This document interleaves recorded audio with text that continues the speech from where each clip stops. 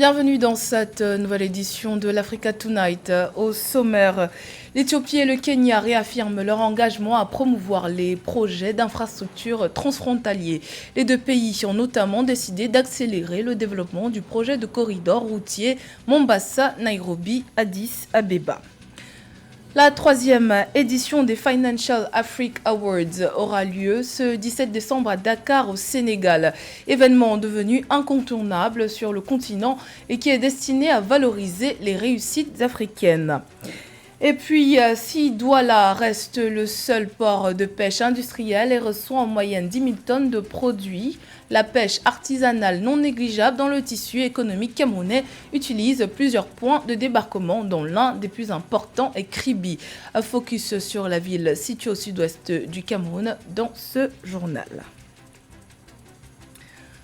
Mais tout d'abord, la justice angolaise poursuit sa lutte contre la corruption. Cette fois, c'est Manuel Rabelais qui est dans le collimateur. L'ancien directeur de l'ex-bureau angolais de revitalisation de la communication institutionnelle est poursuivi pour détournement de fonds, violation des règles d'exécution du plan et du budget et blanchiment d'argent. Son procès a débuté mercredi 9 décembre. Il a pour co-accusé Hilario Santos, ancien assistant administratif de l'institution. Le ministère public angolais déclare avoir la preuve que les accusés ont détourné de grosses sommes et ont transféré plus de 200 000 € des comptes de l'institution alors que celle-ci n'était plus opérationnelle sous l'actuel président Joao Lourenço. La coopération entre le Kenya et l'Éthiopie est de plus en plus solide. Les gouvernements kenyans et éthiopiens sont parvenus à un accord pour promouvoir le développement, la gestion et l'utilisation du corridor de transport entre les deux pays. Les deux pays accélèrent le développement du projet de corridor routier Mombasa-Nairobi-Addis Abeba afin de promouvoir le commerce et l'intégration régionale. Les précisions de Nelly Claude-Bessa. Lancement du poste frontière à guichet unique de Moyale.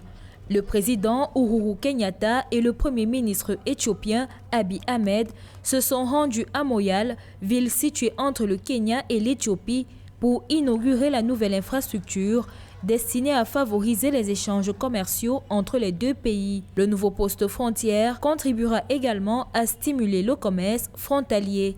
We are one people, one family. Nous sommes un peuple, un pays. Cette nouvelle infrastructure aidera les deux pays en termes d'affaires, de commerce et de tourisme. La nouvelle infrastructure réunira les deux familles et exploitera le potentiel et les opportunités d'affaires et d'économie. Pour sa part, le président Kenyatta a affirmé l'engagement du Kenya en faveur du développement de corridors économiques de transport qui assureront une connectivité transparente et amélioreront le commerce et la logistique dans la région, affirmant que les projets de transport contribueront à stimuler le commerce interrégional et à renforcer encore l'intégration régionale. En plus de faciliter le commerce entre les deux pays, ce poste frontière renforcera également les interactions entre nos peuples et créera une synergie et une unité d'objectifs. Nous devons travailler ensemble en tant que deux voisins pour faire face aux éléments qui vivent en nous et parmi nous et qui menacent la paix et la stabilité du Kenya et de l'Éthiopie. Nous devons travailler ensemble pour les éliminer. Pour les deux hommes politiques kenyans et éthiopiens, les habitants de Moyale ont un rôle clé à jouer dans le renforcement des liens entre le Kenya et l'Éthiopie. Outre le nouveau poste frontière, la route Awassa-Agere-Mariam-Moyale, longue de 500 km, fait également partie du projet de route transafricaine et constitue un segment clé de transport Mombasa-Nairobi-Addis Abeba. L'Éthiopie, pour qui 2020 aura été une année tumultueuse. Le pays a dû affronter diverses crises sociopolitiques et économiques, la dernière en date étant le soulèvement dans la région du Tigré. Tout ceci sous fond de crise sanitaire mondiale. Un bilan dans ce sujet de Nelly Claude-Bessa. Depuis le début de l'année 2020, le gouvernement éthiopien a dû faire face et gérer des crises, mais aussi celles de Covid-19.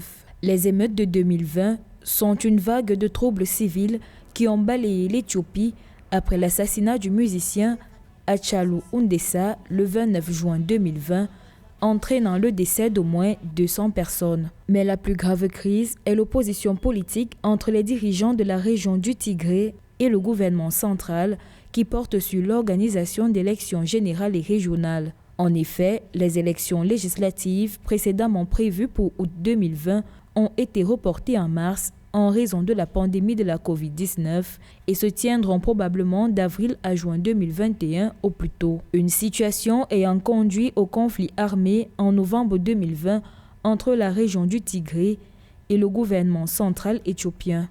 Sur le plan politique, cette situation sécuritaire complique un peu la mise en œuvre d'une politique de stabilité, de dialogue, de paix. Aujourd'hui, la situation est relativement stable. L'armée centrale pense dominer la situation de manière générale, mais les combats ne sont pas encore terminés et la situation sur le terrain humanitaire est assez complexe. La situation va rester encore, je pense, un peu confuse pendant les mois à venir. De plus, les tensions entre l'Égypte, le Soudan et l'Éthiopie au sujet du grand barrage de la Renaissance éthiopienne sur le Nil bleu se sont intensifiées après que l'Éthiopie a annoncé qu'elle avait commencé à remplir le réservoir du barrage. Une action que l'Égypte a condamnée, affirmant que le barrage ne peut être rempli sans un accord juridique sur la répartition équitable des eaux du Nil. L'Éthiopie, pour sa part, avait déjà indiqué qu'aucune force ne pourrait l'empêcher de terminer le barrage et qu'il y a des millions de personnes préparées pour la guerre en cas de besoin.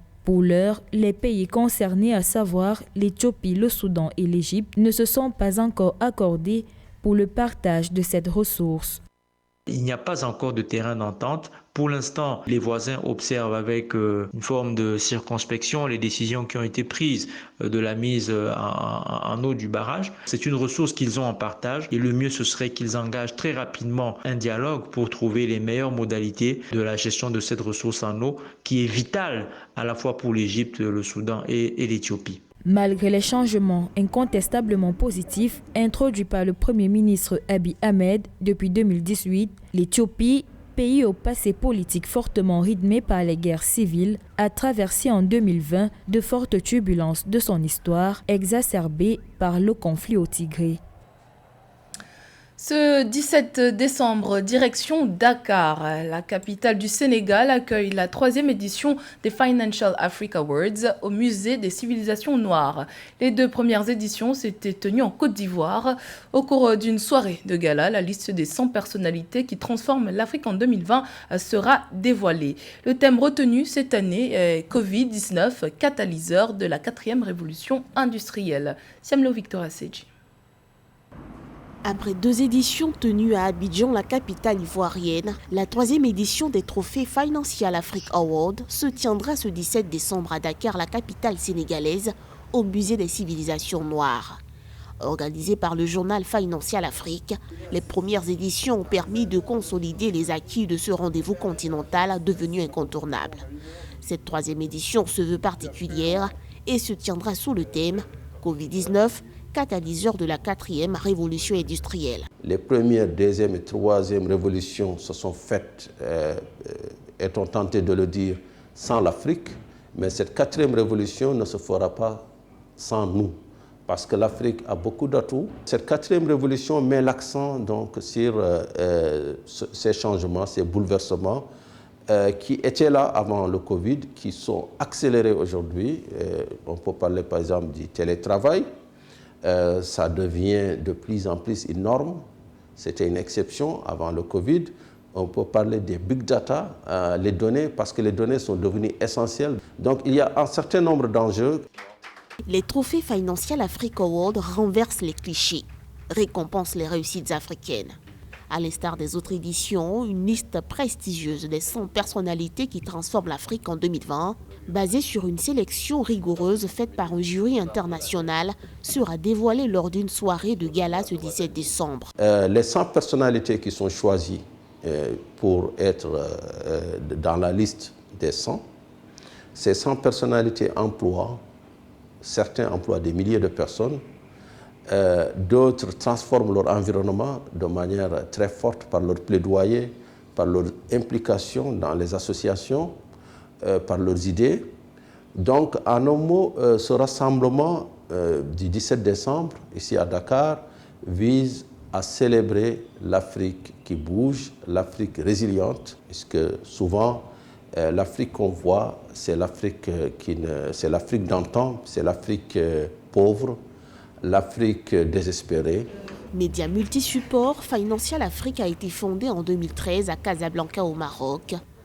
Il s'est aujourd'hui énergétiquement enraciné dans le paysage médiatique international, au point d'être une référence. Capital Afrique, lancé récemment à ses côtés, en est la déclinaison anglaise. Également dans l'actualité, jeudi 10 décembre, les autorités égyptiennes ont reçu les premières 50 000 doses de vaccins chinois Sinopharm contre la Covid-19. Un cadeau des Émirats arabes unis alors que le pays fait face à une nouvelle augmentation de cas ces dernières semaines. Avec plus de 120 000 cas et près de 7 000 morts liés à la Covid-19, l'Égypte reste à ce jour l'un des pays les plus affectés par la pandémie sur le continent. La campagne de vaccination mise en place par le gouvernement pour tenter d'enrayer une seconde vague devrait donner la priorité au personnel de santé, particulièrement à ceux s'occupant de malades de la Covid-19, ainsi qu'aux personnes atteintes de pathologies comme le cancer. Les autorités béninoises annoncent la validation de la stratégie nationale de mécanisation agricole, une stratégie qui a été soumise aux experts du ministère de l'Agriculture, de l'Élevage et de la Pêche, avec le soutien de l'Organisation des Nations Unies pour l'alimentation et l'agriculture. Celle-ci devrait permettre de booster le secteur agricole du Bénin. Marine Tolo. Le Bénin a validé sa stratégie nationale de mécanisation agricole au cours d'un atelier technique tenu à Cotonou le 26 et 27 novembre 2020. D'après la Food and Agriculture Development au Bénin, cette nouvelle stratégie nationale de mécanisation agricole contribuera à terme à relever des défis de la promotion de la mécanisation des activités de production végétale, animale et halieutique, celle de recherche, développement et des nouvelles technologies de mécanisation de transformation des produits agricoles. L'agriculture béninoise, à l'instar de celle de la plupart des pays d'Afrique subsaharienne, est dominée par les exploitations agricoles familiales et le pastoralisme caractérisé par l'utilisation des facteurs traditionnels de production avec l'utilisation des outils et équipements rudimentaires et parfois inappropriés, de faibles superficies exploitées et bien d'autres maux qui entraînent une faible productivité. Notons que le secteur économique le plus important du Bénin est l'agriculture. Il fournit 80% des produits d'exportation et fait vivre environ les 2/3 de la population. À cet effet, la modernisation du secteur agricole est essentielle pour la lutte contre la pauvreté et la sécurité alimentaire de la population. Cependant, l'agriculture est encore dominée par les petites exploitations familiales et reste peu diversifiée. En ce temps, si vous voulez, en actualisant sa stratégie de mécanisation agricole, le Bénin se lance véritablement vers la modernisation de son agriculture au regard des avantages multiples qu'offre la mécanisation, notamment l'amélioration de la productivité, la réduction de la pénibilité des tâches ou des opérations, le développement de l'ensemble du système de la chaîne de valeur agricole, pastorale et halieutique. L'agriculture au sens large va ainsi jouer ou va continuer de jouer pleinement son rôle de moteur de l'économie avec la création de richesses, la création d'emplois décents, tout en remplissant sa fonction première, qui est celle d'assurer la sécurité alimentaire et nutritionnelle des populations. À titre de rappel, le projet ProAgri 3 avait largement pris part à l'élaboration de plusieurs documents de stratégie consacrés au développement du secteur agricole et lui a donné d'importantes impulsions. De l'avis de certains experts, cette nouvelle stratégie nationale de mécanismes agricoles permettra au secteur agricole du Bénin de retrouver une nouvelle orientation pour son développement. La pêche artisanale maritime est très active au Cameroun, notamment dans la ville de Kribi, située dans la région du Sud-Ouest. Une ville dont le modèle économique est majoritairement basé sur cette activité. La pêche artisanale développe une longue chaîne de petites activités qui permettent à plusieurs ménages d'en tirer une source de revenus stable. Découverte dans ce sujet de Vienne Baoken. À Kribi au Cameroun, la pêche artisanale est un maillon essentiel dans la subsistance des populations locales. Pêcheurs, revendeuses et braiseuses sont les principaux acteurs d'une économie saisonnière qui fait ses beaux et ses mauvais jours. Le plus souvent, le kilo, c'est 9 000 à 10 000. Mais comme nous passons des temps difficiles, nous faisons le kilo actuellement à 8 500. Les périodes de plus d'affluence, c'est en août. août-juillet que nous trouvons assez de gambas. Et les crevettes se trouvent en octobre-novembre. C'est la saison des crevettes. On peut les trouver à 2000 francs le kilo de crevettes et 2500 au plus. Les gambas montent de 8500 à 10 000. Et les crevettes montent de 3000 à 5000 francs le kilogramme. Quand le client arrive, on l'oriente pour acheter son poisson. Et il vient ici, là, on boise le kilo à 1500. Donc, on fait aussi les bouillons, on fait aussi les bandias. Si le client veut le bouillon, on fait le bouillon. Ce sont les batangas, ils mangent les bandias. On saute aussi, on prépare aussi les crevettes et les gambas, on saute ça à l'ail. Les touristes affluent, recherchant la denrée la plus fraîche et l'affaire la plus juteuse. Malgré la saison d'abondance de poissons, beaucoup se plaignent des prix. C'est bien dommage parce que moi je suis de passage ici et je croyais vraiment me ravitailler. Mais ce que je constate est que Kribi étant une structure où on peut trouver du poisson à tout moment et du poisson frais, je constate plutôt que c'est excessivement cher. Par rapport, par exemple, à Douala, plus précisément à Yukwe. Les pêcheurs, étant les premiers maillons de cette chaîne de production, se plaignent des conditions de pêche, expliquant la hauteur des prix. Bon, les difficultés que nous rencontrons, c'est que quand nous sommes là-bas, il y a les dauphins qui nous déchirent les filets. Il y a aussi les bateaux qui nous dérangent parfois au niveau des distances qu'on peut pêcher. Donc les distances que les pêcheurs ont les distances de pêcher, mais quand on arrive au niveau des bateaux, les bateaux nous gênent par la distance qu'on peut le faire. Et on recule encore plus bas pour voir si on peut mieux pêcher. L'avenue du port en eau profonde de Kribi, opérationnelle depuis 2018, donne de l'espoir à ses habitants en quête de meilleures conditions de travail. La dynamique impulsée par ces activités portuaires promet une baisse notoire du taux de chômage des populations locales qui souhaitaient une qualité de vie plus adéquate. C'était le journal de la rédaction. Merci pour votre fidélité. Dans un instant, une nouvelle édition de l'actualité sur Africa 24.